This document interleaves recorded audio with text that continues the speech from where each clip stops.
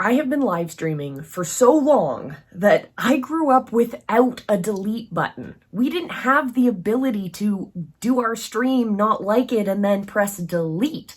We either grew up in the time where your stream just went out and then disappeared from the ether, or you grew up on a different platform where your live stream stayed to this day. No capability of deleting. So today I'm going to show you how Facebook has allowed us the opportunity to delete our videos, but maybe I'm also going to try and persuade you that you shouldn't actually be deleting your content in the first place. I have made all of the mistakes, from streaming with no audio to having backing tracks overplaying my microphone to no cameras even, and even, I have to admit, for quite a while, I streamed with no viewers, so my content was lacking as well.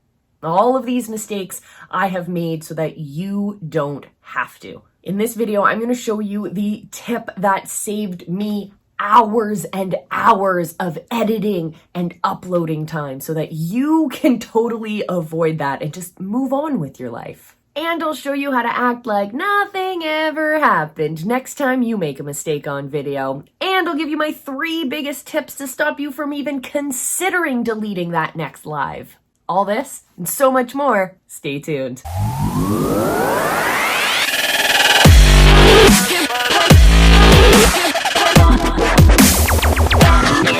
All right, for those of you who stayed for the goods, I'm going to serve it up to you right up front. You actually can just simply click on your video, on your live piece of content, click on the top 3 buttons or the 3 little dots in the top right-hand corner and select delete video.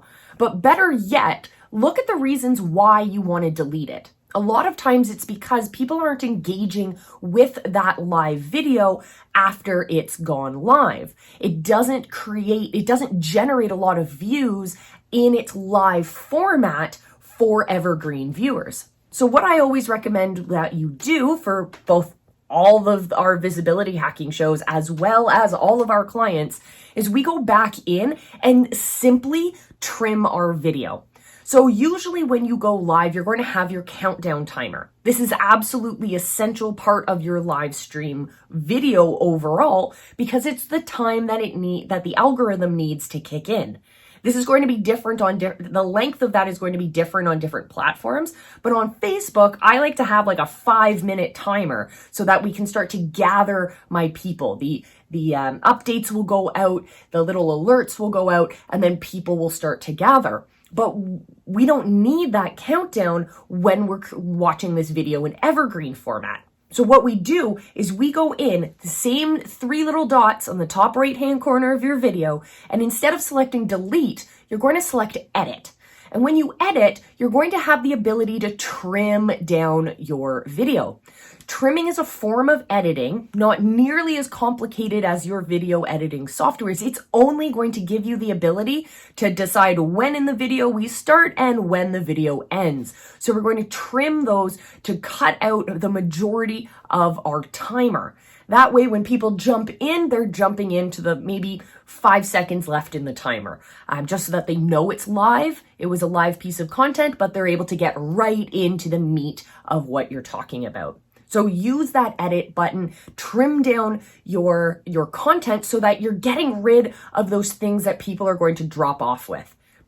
When you're looking at your evergreen viewing statistics, people are not going to sit through a timer. And even though it's super easy to just scroll forward in the video so that you get to the content, most people aren't going to do that. Remember, you want to make the content viewing and the ascension process as simple as possible. So we want to remove that barrier for anyone who's just going to drop off because they don't want to watch your timer. All right, let's just have a moment to share all of the things that we have done on our live streams that have gone wrong.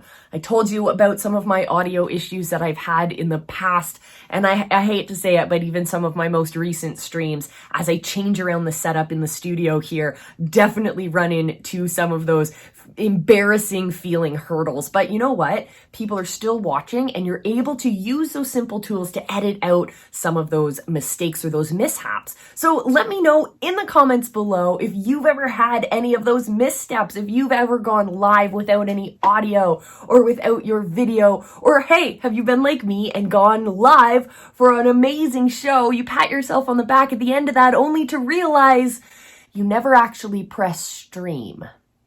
No wonder no one was watching. So let me know down in the comments section. I'm here to pat you on the back. Let's celebrate how far you have grown in your stream content. Now, for those of you who still want to make sure that you fully delete that video, you don't want it up in the first place, maybe it was a short-lived live experience that you're going to take off of the free platforms and put behind a paywall. We do this a lot as well. So what you're going to do is first, on Facebook, because that's what we're talking about in this video, we're going to go to the actual piece of content. We're going to open up that video, look at those three dots in the top right-hand corner, and select the delete video button. We also want to make sure that we have deleted it off of any of the other platforms that we stream to. In visibility hacking, we're all about being everywhere at once. So make sure that you go back. If you streamed it on YouTube, go deal with the YouTube link. If you streamed it on Twitch, go deal with the Twitch version of it, etc., etc. In this world, our data goes out not just to one server at a time. And remember, you never want to put anything out into the internet that you wouldn't want to see again. Even if you feel like you're deleting it, there could be pieces or copies of that file somewhere else. So first off, rule number one, never stream stuff that you don't want out in the public. And rule number two is when you are trying to remove that content, make sure that you are looking at all of the platforms that you sent that content out to. Before we get into any more tips, I want to make sure that you hit that subscribe button, join us along for the journey. Every week I release new videos that are all about building up your influence, your authority, and ultimately that income online. So join us for the journey, hit that button, and come along, my friends.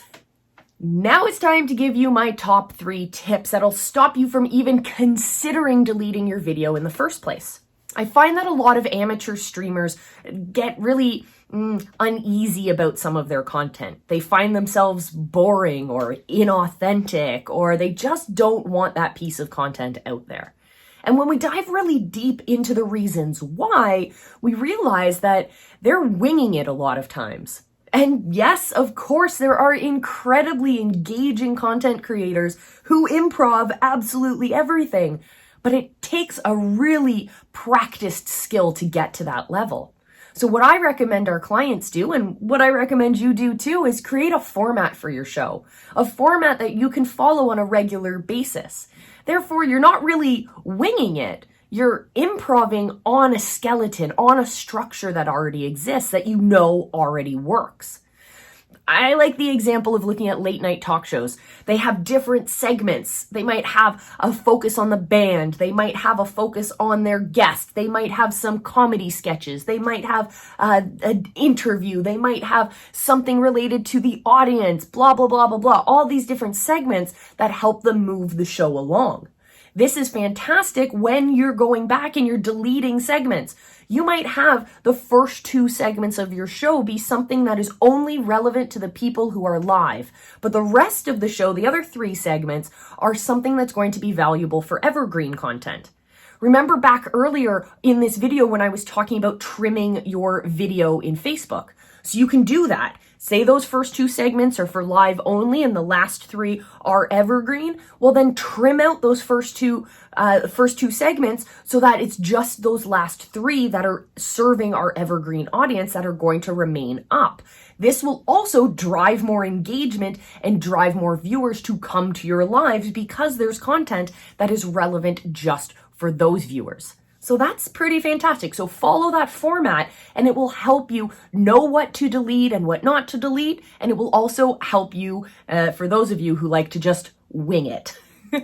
Also, big improv tip is the motto, water off a duck's back.